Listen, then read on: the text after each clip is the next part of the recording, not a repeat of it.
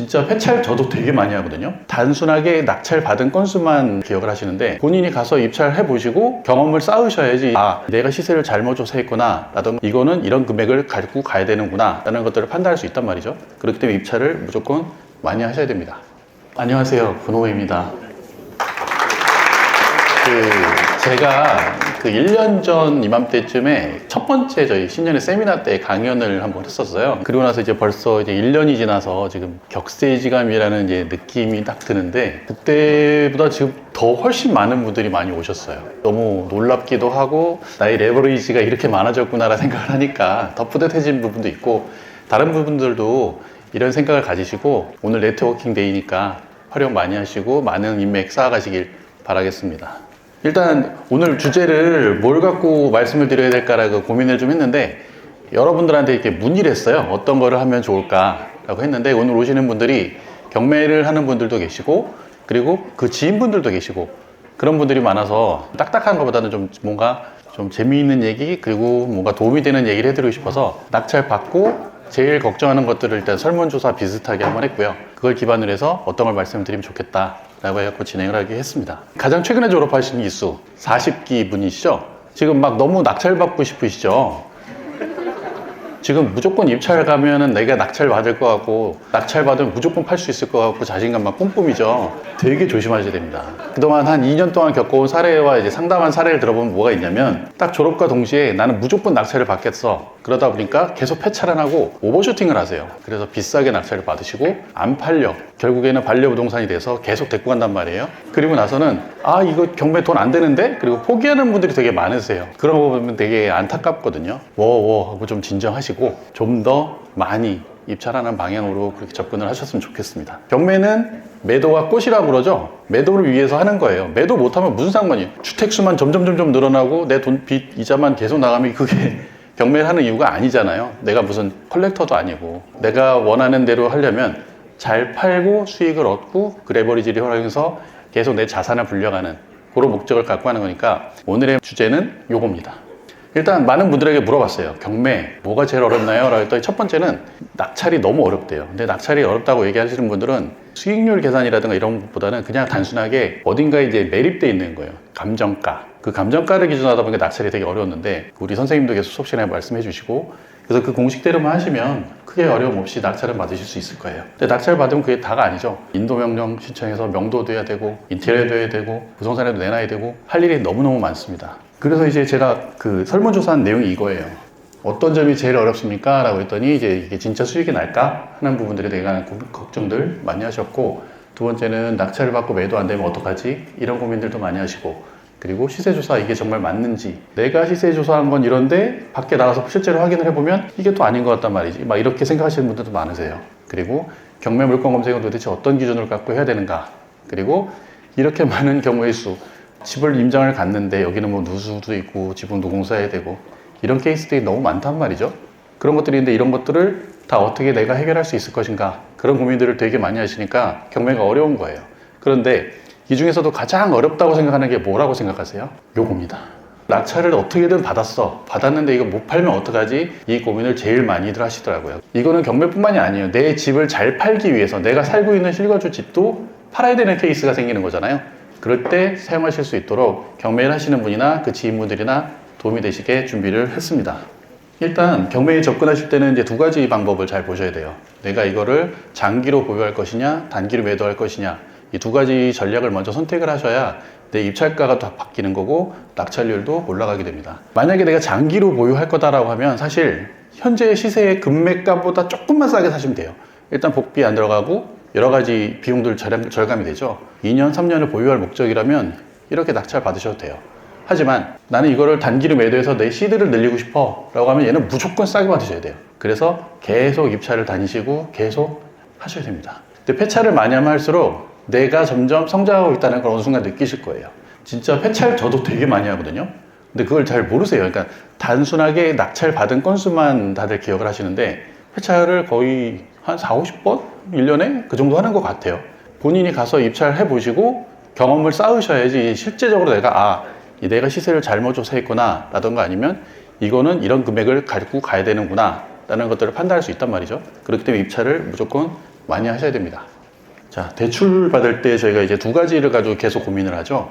신탁사의 동의를 받기 위한 신탁 대출이 필요하고 일반 대출이 있습니다. 본인이 이제 자금이 어느 정도 여유가 있다라고 하면 무조건 그냥 근저당 대출 받으시면 돼요. 그게 가장 좋아요. 근데 수익률을 높이게 하기 위해서는 신탁 대출, 사업자 대출을 받아야 된단 말이에요. 사업자 대출은 방빼기가 없기 때문에 대출 금액이 되게 많이 나옵니다. 대신에 신탁사의 동의 절차에서 이렇게 되게 복잡스러워요. 이거는 나의 자금 사정을 고려해서 선택을 하셔야 돼요.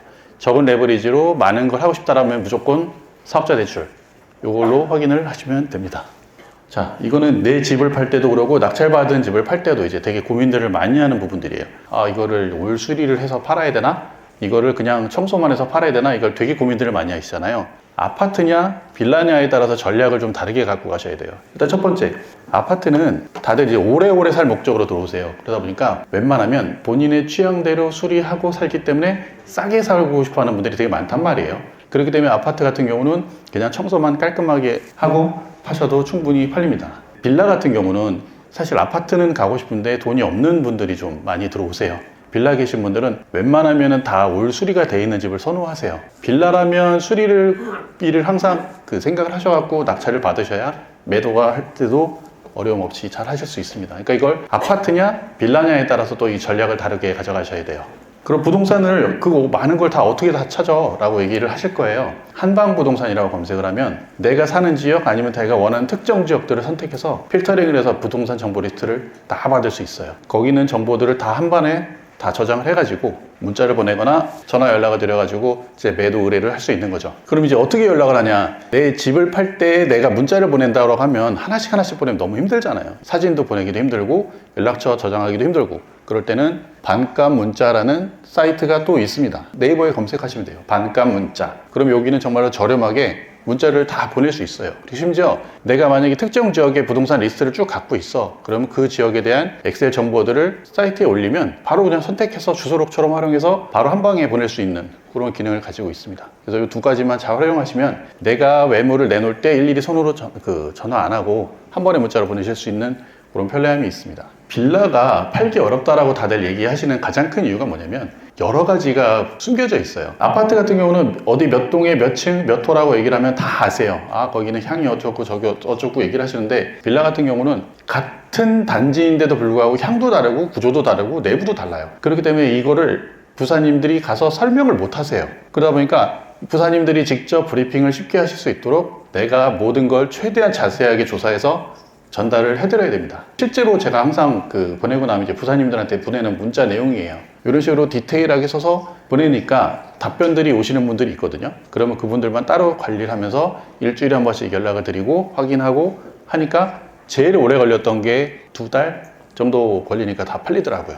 그리고 개인 블로그를 좀 적극 활용하세요. 사진을 정리해서 내 블로그에 등록을 해놓고 부사님이든 누구에게든 이 링크만 전달하면 이 정보를 가지고 사진들을 확인할 수 있거든요. 그분들이 이제 본인들의 취향이 아니라고 하시면 전화가 와요.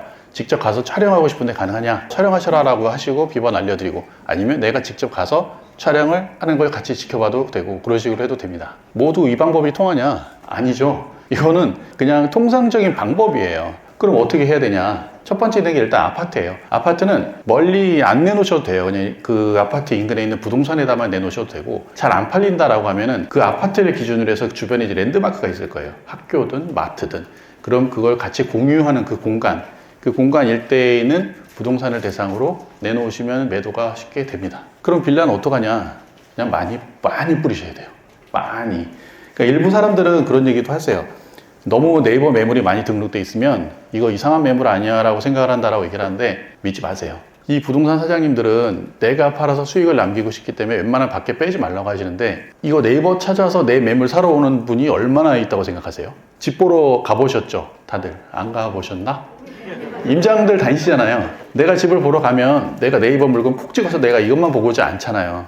딱 부동산 들어가서 이평수, 이 정도 반개수 이런 거 있는 곳 찾아서 이제 물어보잖아요. 그러면 그런 곳들을 가서 이제 돌아본단 말이에요. 그러면 내가 모르는 그런 곳들을 이제 부사님들이 하나 둘씩 이렇게 데리고 다니면서 투어를 시켜주시죠.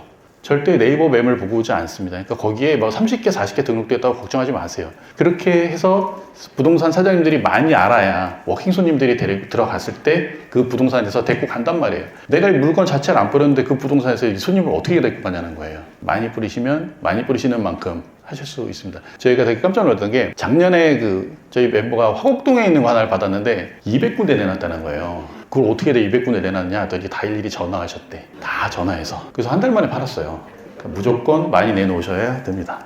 매도가 됐으면 그걸로 끝이 아니죠. 예정신고 하셔야죠. 세무사님께 의뢰 맡기셔도 되고요. 본인이 예정신고 하셔도 돼요. 홈택스 들어가셔가지고 되게 간단합니다. 한 10분 정도만 입력하면 바로바로 예정신고 돼요. 그리고 그 다음에 5월 달에 종합소득세 신고하면 끝. 근데 이거 종합소득세는 되게 복잡합니다. 요거는 무조건 세무사님께 의뢰를 하셔야 돼요. 그렇게 하셔야만 세금 폭탄 받을 일도 없고 다 잘 하실 수 있을 겁니다. 올해는 붉은 말의 해라고 합니다.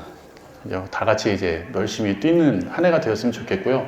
많은 분들 모이셨잖아요. 말씀드렸듯이 모두 다 이제 여러분들의 레버리지로 같이 활용하실 수 있는 여러분들의 동료니까 좋은 시간 가지시고 식사도 맛있게 하시고 오늘 준비 많이 해주신 우리 스태프분들과 이제 선생님께 감사 인사 한번 드리면서 저는 마치겠습니다. 감사합니다.